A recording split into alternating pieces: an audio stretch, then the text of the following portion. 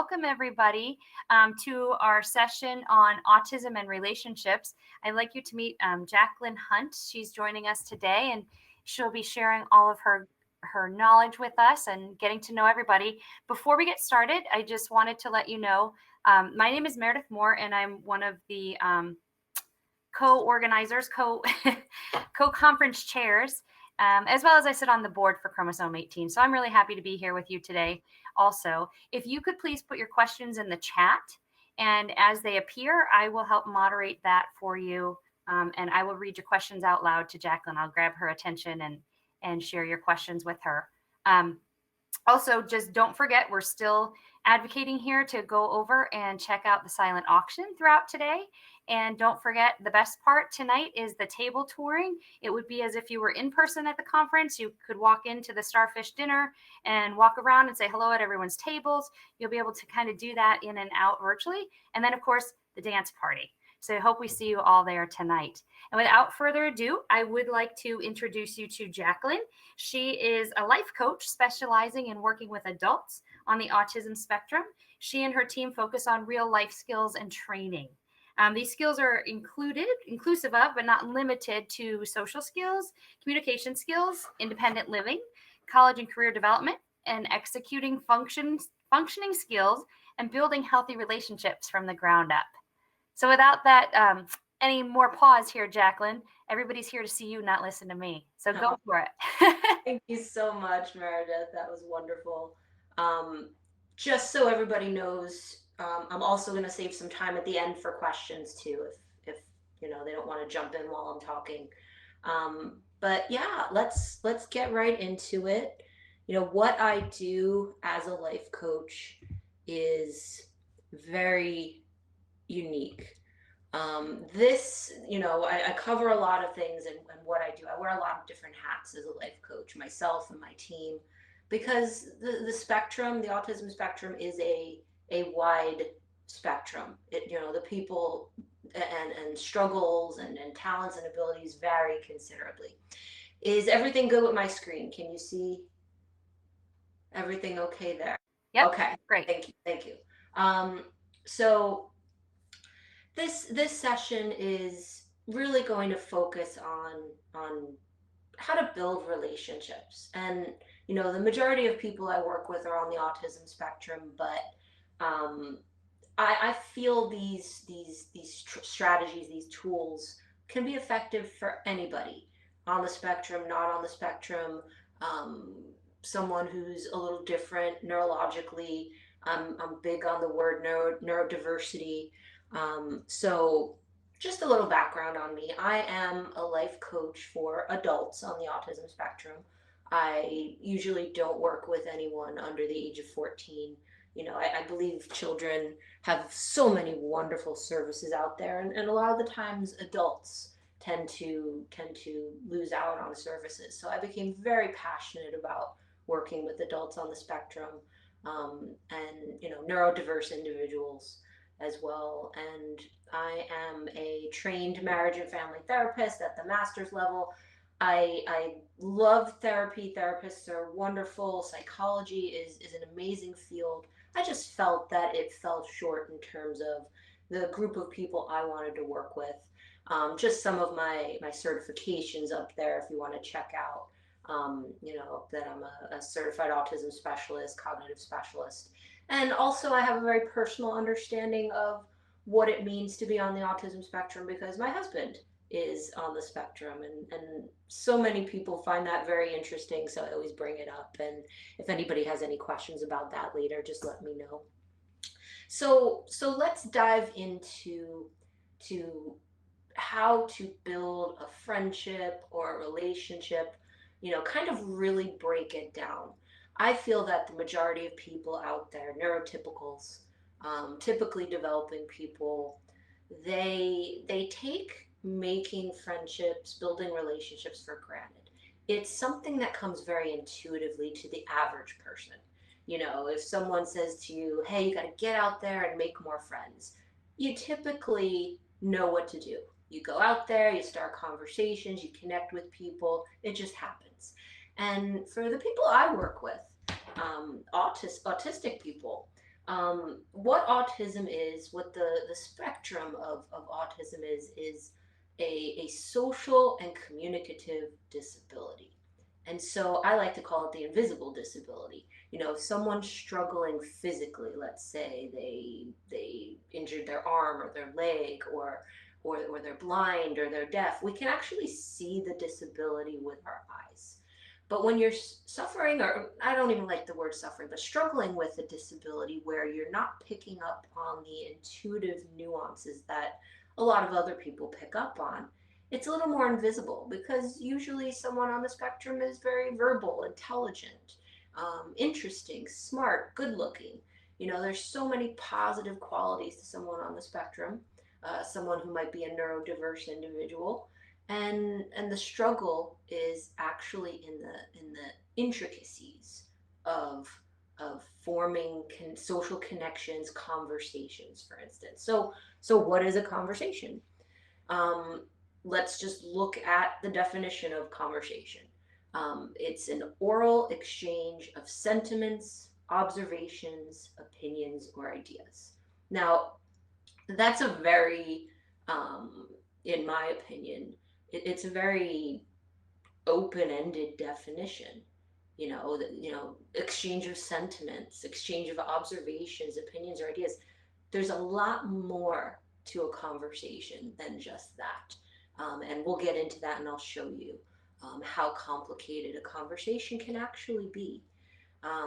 Right now, the type of interaction we're having is I'm a lecturer, I'm monologuing, I'm giving you guys my knowledge, and that's very acceptable in this realm, because this is what this is designed to do. I'm supposed to be here teaching you guys.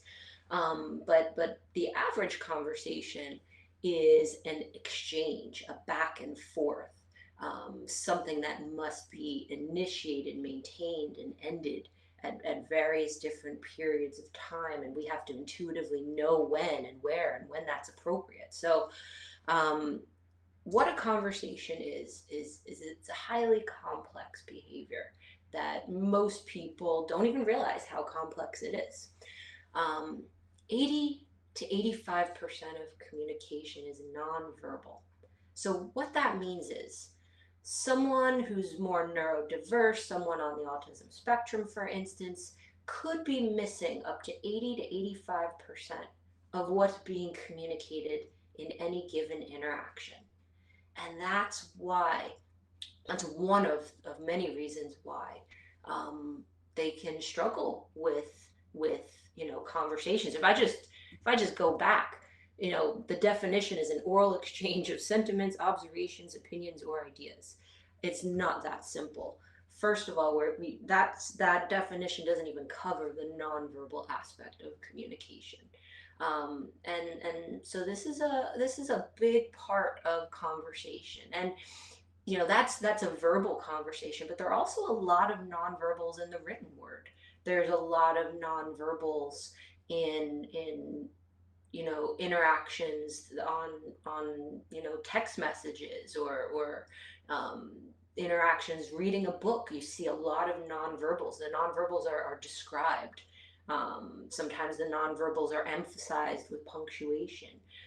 In terms of text messaging, we've created an entire emoji system, because a lot of the nonverbals we're used to were getting lost in translation, and society inadvertently filled that gap by doing a semicolon and a parentheses to make a smiley face, and it turned into a whole animated system. And so I find that stuff fascinating, and it's a great illustration of how much nonverbal communication plays a role in conversations.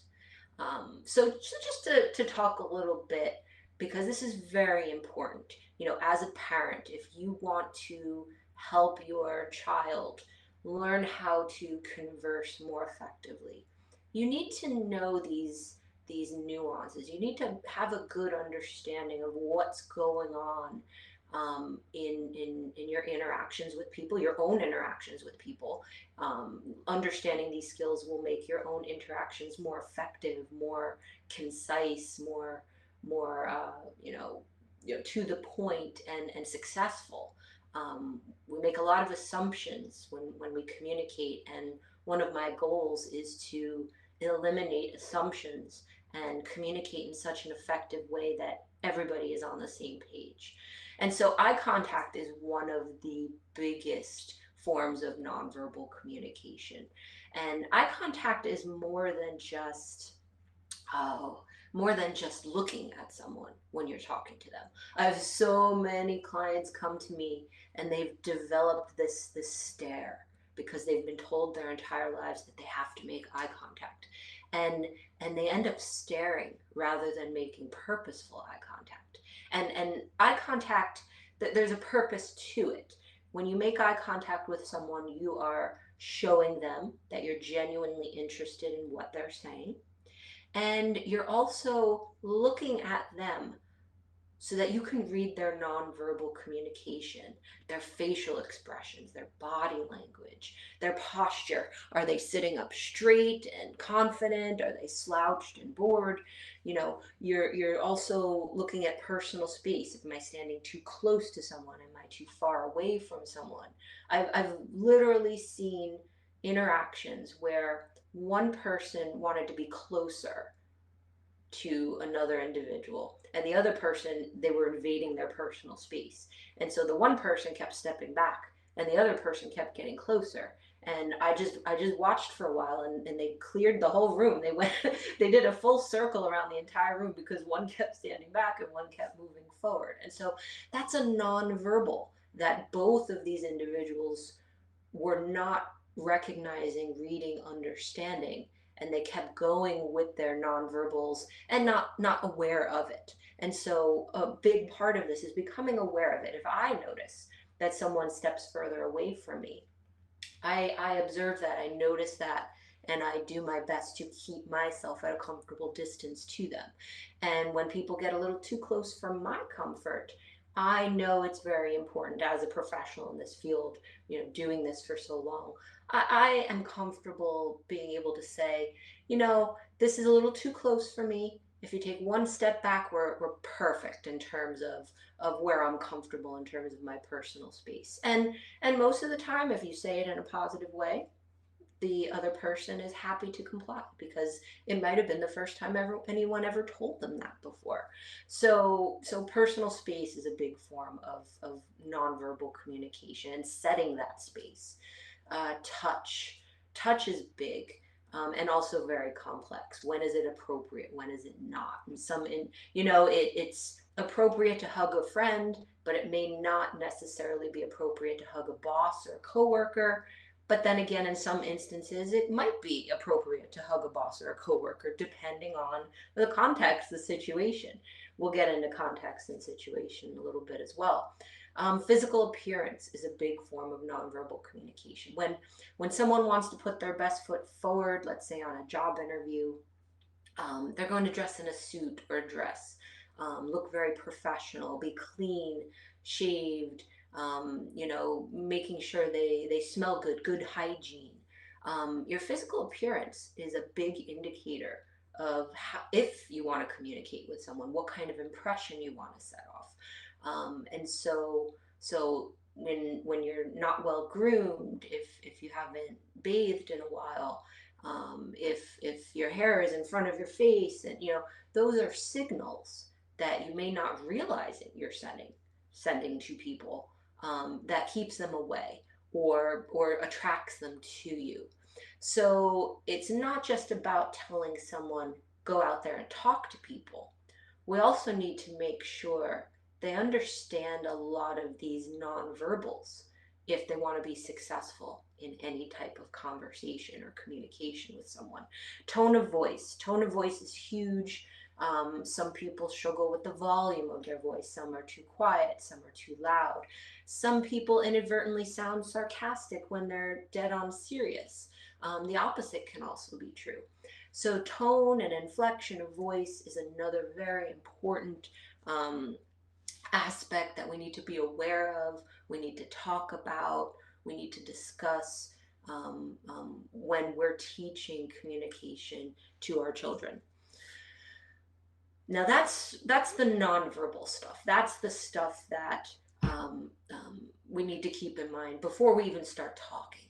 You can have, in many ways, an entire conversation without saying a word to another person, just by looking at them, just by grunting, just by moving your eyes, pointing your eyes in a certain direction, pointing to something. Nonverbals alone could initiate an interaction. And once you've mastered those nonverbals, or at least understand your limitations with those nonverbals. So for instance, let's say you really, really struggle with eye contact. It causes anxiety, it causes frustration.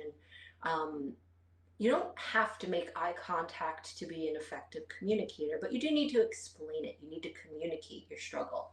And I often tell clients to say that, if they're on a job interview, for instance, just want to let you guys know I really struggle with eye contact, but I am paying attention and listening to everything that you're saying. And that statement alone is enough communication to allow the listener to understand that you are genuinely interested, even though you're not utilizing that nonverbal.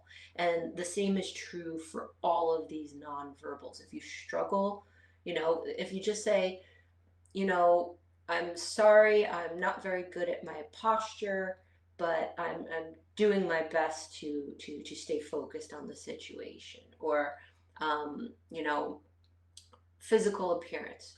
We all do our very best to appear presentable, but there are some things there may be limitations to how well we present ourselves physically. So explaining, communicating, talking about the nonverbals that we can't always fully communicate in. I think there's always a get around, is what I'm saying. Now we jump into structuring a conversation. Um, Nonverbals are one thing. Teaching those things to your children, talking about them in depth, practicing them together.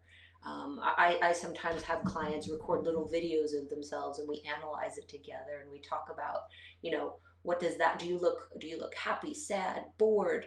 Do you look like you're interested in what's going on? And that's a great way to show a client or your child, how they're coming off non-verbally to others. So many wonderful strategies to teach that. Now we get into actually structuring a conversation. Now, there's a lot of words here on this page, but I think it's really important to, as a parent, as a professional, to really understand what a conversation is. It's not just something we do. There's a whole set of rules and structure to a conversation that we never have sat down in school and been taught. So I'm going to try to teach you today. The very first part of a verbal conversation is initiating the conversation. A conversation is reciprocal, it's back and forth. It's not a monologue like I'm doing today. It is something where one person is the speaker and the other person is the active listener. And the role of the speaker is to talk about something for about a paragraph of information. A paragraph is 5 to 7 sentences. And then they check in with the active listener. So, for example, I may introduce myself, talk a little bit about the weather, and then check in with the active listener non-verbally, verbally, in a variety of different ways. So one way to check in is to pause and look at the active listener. And they might nod, or they might say something like, oh, go on, I'd love to hear some more. But you have to pause after about a paragraph so that you give the active listener a chance to show you that they're interested, and either add something to it, or let you continue as the speaker. So even if you're speaking for a while, as long as you're continually checking in with the active listener and making sure you're holding their attention, and they get the opportunity to show you that you're holding their attention, that's an interaction. The active listener's job is to indicate whether that speaker should continue or if they want to become the speaker for a while. And I think that is where many on the spectrum, many people who don't understand the art of back and forth conversation get stuck. Um, many people think that if someone is standing there, they're listening. And you really don't know if someone's listening unless you check in with them. I've seen many people disengage and start looking at their phones, and someone is continually talking at them even though they've been disengaged. And so when I see someone disengage, I specifically ask them, do you want me to continue, or should we continue this conversation another time, or are you busy, or are you are you bored with what I'm speaking about? And then you give the active, or the listener at that point, an opportunity to say, yeah, I'm bored, or I don't want to talk about this topic. You give them an opportunity to give you feedback, even if they're not initiating that feedback themselves. So many people lose potential friendships when they're not paying attention to the listener, or if the listener isn't being an active listener. Um, Now, if two people are successfully doing this back and forth, after a while you get tired, after a while you have places to be, things to do. Um, the back and forth continues until it's time to terminate that interaction, or end the conversation. It's been great talking to you. This has been a wonderful conversation, but I have to get to my next appointment, or our time has come to an end. It's been great, but I do need to move on now. So every conversation, every interaction needs some sort of closure. I've worked with many people who just up and leave, and there's no closing statement. There's no specific indicator that this is the end of the conversation. I've had some people desperate to end the conversation and just don't know how, and so we come up with some ending statements. Um, you know, Thank you for the conversation today. I need to get going, or I have another call to make, or I'm really tired, so I'd like to end this conversation now. Honesty is always acceptable and okay, as long as we are mindful of the other person's feelings. Um, so once this back and forth is mastered, there's a whole bunch of other nuances to keep in mind beyond that. Tone, inflection in a person's voice can change the meaning of a sentence completely. You know, you could say a sentence, and just by how you say that sentence, you can completely flip the meaning. You know, there's play on words. There's saying just the way you say it. I never said I took the book. Just just how you say things. And so depending on how many words are in a sentence, that's how many different ways that sentence can be interpreted. And that's not even including the context. That's not even including all the other nonverbals that you can throw in there as well. But I want to give you a really good example. So I never said he took my book. That's the sentence. And depending on where we put the emphasis in that sentence, completely changes the meaning. Um, and this is very important to understand, because many on the spectrum, many who don't understand communication at the same level as someone who's a little more advanced, may accidentally emphasize a word and change the meaning of a sentence and not even know it, and inadvertently insult someone, inadvertently accuse somebody of something, inadvertently sounding in a way that they did not intend to sound, and they have no clue that they did it. And so that's why it's very important to talk about this, because this is something that you as a parent can work on with your child, and you may not have been aware of this before. And so it's part of why I'm so passionate about what I do. Many reasons why I'm passionate about what I do. So let's just go through this quickly. I want to make sure I get everything in our short time together, and save some time for questions at the end. But let's put the emphasis on the first word. I never said he took my book. I never said it. That changes the meaning of the sentence to say that someone said it, but it wasn't me. And then I'm adding those nonverbals by pointing at myself and emphasizing the word with my body. Um, put the emphasis on never. I never said he took my book. That means I didn't say it at all. I'm emphasizing never because I did not say that at all. Two completely different meanings for a very simple sentence. I never said he took my book. So I might not have verbally said it, but I may have implied it in a variety of different ways, non-verbally, so many different ways to imply it. I never said he took my book, but maybe she took it, or that other guy took it, or the dog took it. Never said he took it. Um, put the emphasis on took. I never said he took my book. Maybe he borrowed it, you know?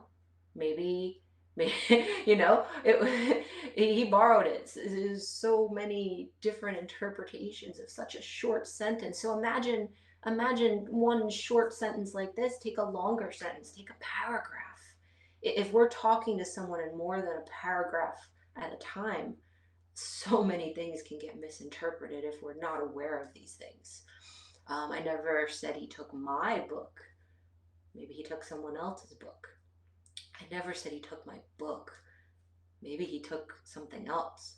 So how we say things, where we put the emphasis, is extremely, extremely important. And many of my clients struggle with this concept, but they always learn it over time when we practice and focus on it. Many people in general don't realize this until I show them this example. Many people who understand language, many people who are very effective communicators, they just do it intuitively. They don't break it down or think about it in this way. And if we want to teach our children, our clients, how to communicate more effectively, we need to be aware of this stuff and teach them this stuff. So everybody, especially those on the spectrum, people who are neurodiverse, we all need family, friendships, schoolwork relationships, hobbies done with others, a sense of community. Knowing the people in your neighborhood, knowing the postal worker, the checkout clerk. We need our professional relationships, our mentors, our advisors, our team. Many of us have a team of professionals around us. And every single one of these relationships require conversational abilities to maintain. We are a social world. We are a society that really needs to communicate with each other. And if we struggle with conversational skills and the nuances that come with those conversational skills, these areas of our lives are going to suffer. And conversation leads to all of this. Another thing I want you guys as parents to understand is that relationships are extremely complicated. So we can't expect someone to understand these complexities overnight. We have to explicitly teach them in a way that they understand. Everybody learns differently. You as a parent probably know how your child best learns. When I get a new client that comes in, one of the first things I do is I figure out how they best learn. Sometimes they learn more visually. Sometimes a client child learns more verbally. They need to see the written words. They need to talk it out loud. Some people are a little more tactile. They need to feel it or experience it or be in the presence of someone having these interactions. There are a variety of different ways of learning. More auditory, hearing it. I have clients who sometimes struggle with taking the written driver's test, and they read the book and they're just not getting it, and I download for them the audio version of the driver's manual, and suddenly they're able to pass. So we just have to keep getting creative in teaching a person the way they understand best, and everybody is capable of learning this to some degree. We just have to work on it. We just have to practice it. We have to create opportunities to practice these skills. Jaclyn? Yes, go ahead. So I think that's a good segue for a question from Catherine in the chat. Both she and her husband are on the spectrum, and she said they were both diagnosed later in life at 39 and 34. She struggles to understand with the auditory communication, and he struggles, it sounds like, with maybe the nonverbal. and Mm-hmm. she wants to know what's the best way for them to interact with each other in their different worlds. She said, I lip read, but I don't like maintaining eye contact. Mm-hmm. So Mm-hmm. if you've got people, it sounds like maybe with the different challenges trying to interact with each other. If you That is really awesome that you're both on the spectrum and that you're very aware of how you guys where you struggle and so did you say she struggles more auditory and he struggles more. she just put, sorry, Catherine, opposite. She's the nonverbal struggler, she said. Okay, and he is more auditory. I think so. Okay. So what I usually recommend is there are so many different ways to communicate. You can both try to communicate more in the written word, for instance. A lot of times when you're struggling with the visual and the hearing it, combining, for instance, the written word and auditory, just like that client of mine was struggling with reading the driver's manual, but once we added the audio version to it, the combination made things a little more effective. But making things a little more tactile, making things a little more visual, taking sometimes instead of looking at each other face to face, sitting next to each other facing forward, just like you might be sitting at a bar.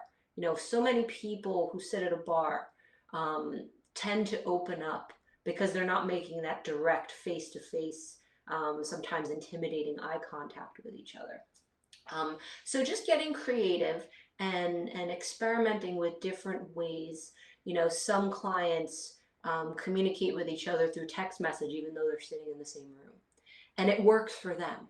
You know, just getting creative in those ways and utilizing every different type of form of communication and combining them with your weaknesses can help strengthen your weaknesses and make you more effective communicators in the long run. So it is so cool that you both are on the spectrum and you understand that about each other. Now you can pull in different strategies and tools and if you have more questions on that at the end, I'd be happy to talk about that a little more. Let me just get to this part of the talk now, how to build a relationship from the ground up, because the conversation stuff, that's sort of the background before you can actually go out and make a friend, before you could go out and form a romantic relationship. And I'm a big believer in forming friendships before turning that into some sort of romantic relationship. And so we got the nonverbals, the conversational stuff down. These are concepts I teach clients over a period of months and months, usually about 6 months. But I did a really brief overview, and now this is even more of a complex concept that I'm just going to run through really quickly because we don't have a lot of time. But building relationships, this is what I call the friendship or relationship pyramid, and this is very, very popular and something that many of my clients find helpful. And so when we go out there and meet new people, they are at the lowest level of friendship, the acquaintance level, the bottom of the pyramid. When you're at the bottom of the pyramid, that's the most people in your life. Anybody we come in contact with, someone at the supermarket, the mail carrier, your neighbor. So many people are in that low level of relationship, friendship, interaction. The most people should be there. At the very top of the pyramid is ourselves. We are our own ultimate relationship in life. And so everything that comes below us is something that we measure up to. So we should ideally be treating ourselves and knowing ourselves better than everything else that comes below. Now, I don't have nearly enough time to go through this entire pyramid with you guys, but I'm just going to talk about the bottom of the pyramid right now because I'm also going to be talking with the self advocates later about building relationships, and we're gonna be hanging out down here at the low levels, working on things like small talk to get together later. And so I'd love to give some of the parents out there some tools to help their children practice small talk at home. And and so the low level when you're first meeting someone, small talk is the safe topics to cover at a low level relationship, because if you're talking with small talk, you don't make yourself vulnerable. Small talk is immediate surrounding commonality. So that's why we talk about the weather. That's why we talk about, let's say we're at the bus stop and we're talking about, waiting for the bus, or if there were big news event that everybody knew about. The Super Bowl was last night. Hey, did you watch the Super Bowl last night? Small talk is immediate commonalities that we can pull from in the environment and talk about as a way to indicate that we want to interact with you. When I come across someone new and I want to interact with them, I look around, I find something that we share in common in that immediate moment, and I talk about it with them. And we initiate the conversation, we maintain that conversation, and we terminate that conversation when it's appropriate to do so. Now, small talk is the lowest, safest level because we're not talking about anything intimate. That comes much, much later on, as you can see, as you move up the relationship pyramid. But when you want to get a little closer to someone, level two, that's when we're starting to discover common interests. That's when you're doing small talk with someone and you find out they also like sports. Or if you're not into sports, maybe you like anime. Or, that's when you're trying to discover if you guys have any commonalities that you could play off of and possibly create a friendship with together. You meet someone new and you might say, hey, so what do you do for a living? Or are you in school? Oh, I'm in school too. And so you share that commonality. Um, so levels one and levels two are very low level. You're protecting your heart. You're not talking about anything intimate or private. That comes much, much later. And so if nothing else, if you're able to communicate to your children, your clients, um, sort of a repertoire, a list of safe things to talk about in this small talk phase of levels one and level two when you meet new people, you will eventually help your child fill up their lives with many acquaintances and keep them safe. Social safety is something very, very important. And I've found that if you stay at these low levels, you really are not in any danger. Um, Things start to get a little more risky as you go up. But as you go up the pyramid, people are proving themselves. People are learning what they can about another person before they kind of move up, bump up a level. And so if we'll just go up to level three because that's where things get a little more in person, beyond the initial meeting. And level three is experiencing something together, a common interest together. So let's say, just for example, you find out that you and the person you met, you find out you both love a certain band. Say you love Goo Goo Dolls, right? I like Google Dolls. You can laugh at me, but I like that band. And oh, I found out so and so also like this band. And we realized that there's a show next week. And we get a few people together and we go see that show together. So now we're taking our common interests. We're not just talking about them, we're not just discussing them, but we're taking action and experiencing them together. So we finally rise up. We're not small talking anymore. Now we're experiencing together. And that's a whole new section of the relationship pyramid, the friendship pyramid, where we're experiencing things together. And there is a presentation that I did for Chromosome 18 You guys can find it on the YouTube channel where I go through all of these levels. And you know, if anybody has questions about all of these levels in the future, you know, feel free to reach out to me. You'll have my contact information. But again, these are concepts that I teach clients over a period of time. And all you really need to do as parents right now is understand those first three levels and supporting your children in terms of communication, talking, conversation, getting to know people at a safe level, small talk, and very low level experiences in the beginning where they're supervised and safe.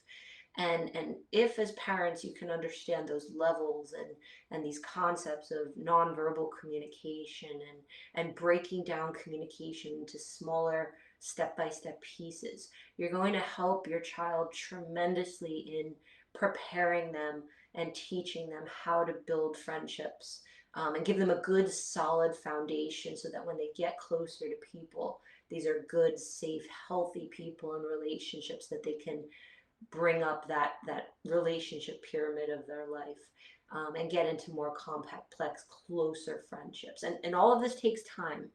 You know, a big mistake a lot of clients make is when someone new gives them attention, they automatically elevate them way up to the best friend level.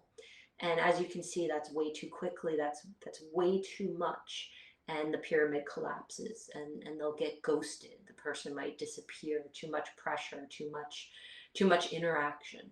And so we have to learn to keep friendships low level in the beginning and slowly build up. And that's difficult. That's difficult when we're desperate for friendship. It's difficult when we really want close people in our lives. But at the same time, if we want those close people, those best friends in our lives, we have to be willing to put the work in. And knowing that concept and being able to talk to your kids about this, I think would help them tremendously in building stronger, more solid, healthy relationships and friendships in the future. And I can go on and on about this for hours and hours, but I do want to save some time for questions. Um, you know, maintaining a relationship, you know, it just involves building slowly over time. When you build slowly over time, you build trust. You know what's safe with that person. They've proved themselves time and time again. And every friendship, every interaction is a partnership. You're working as teammates. And as long as you keep communicating and communicating in the ways that we discussed earlier, um, that's what keeps a relationship strong. And that's, you know, that's what every romantic relationship, every marriage, you know, marriages that continually communicate, friendships that continually communicate are the strongest and the most long lasting. And so that's what we're shooting for in the long term. And it all starts off with a nice solid foundation. I usually always end with this conclusion: everyone deserves all of these things, living up to their fullest potential, finding contentment, good quality of life. And something my husband said long ago: success is being a happy and healthy human being. That's what success is. There's, you know, you don't need to make $1 million. You don't need to do anything specific. If you're happy, if you're healthy, then you are successful. And that's what we're shooting for in life. This is just, you know, a link to my website, some other great resources if you ever want to check these out. I'm sure these will be available on the video later.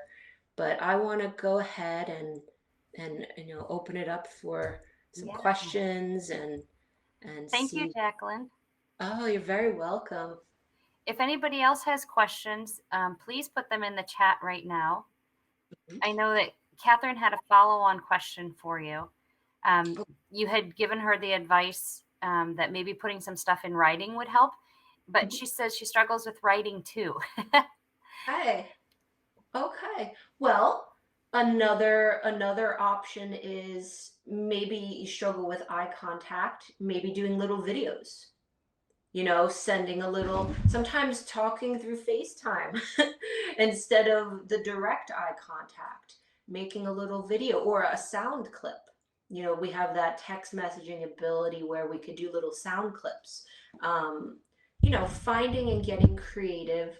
Um, I have clients who struggle with physically writing with a pen, and they type, and so if they struggle with typing, sometimes slowly typing on a tablet is a little more doable for someone who struggles with tactile type things. Some people communicate, some are artistic and draw things. Some people, if they're not good at drawing or struggle with the tactile, drawing aspect, they look for pictures in magazines and express themselves with magazines or images, or other ways to enhance your communication and add a little bit to it. So I might not have a specific answer in the moment right now, but get creative and think and talk things over and try to come up with some ideas that work for you guys. Great, thank you.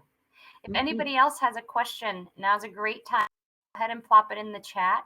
We've just got a very few minutes left here. And this session has been recorded, so it will be up later at the at the end of the conference. All the recordings will be available in a few weeks. So you can come back and review this. And here we go.